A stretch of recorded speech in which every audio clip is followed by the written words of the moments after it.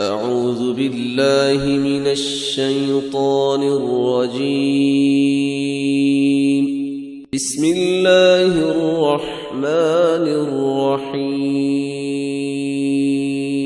قل للمؤمنين يغضوا من أبصارهم ويحفظوا فروجهم ذلك أزكى لهم إن الله خبير بما يصنعون.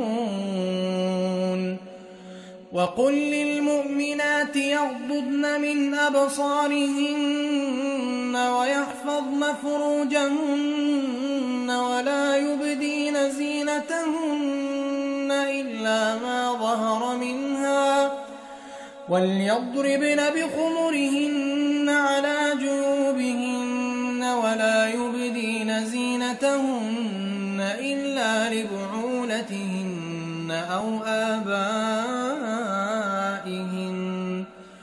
أو آباء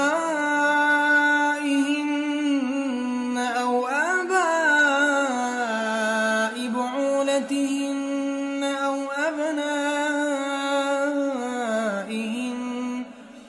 أو أبناء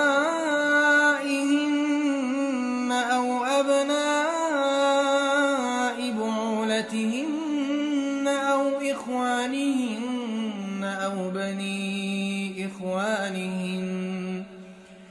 أو بني إخوانهن أو بني أخواتهن أو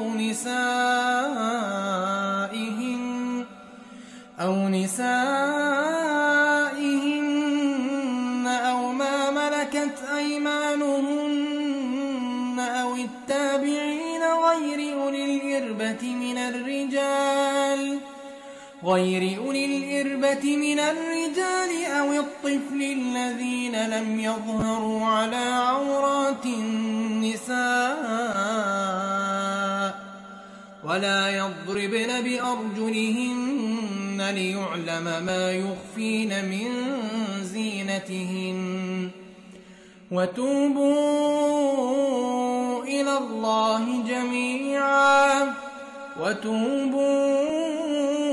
الله جميعا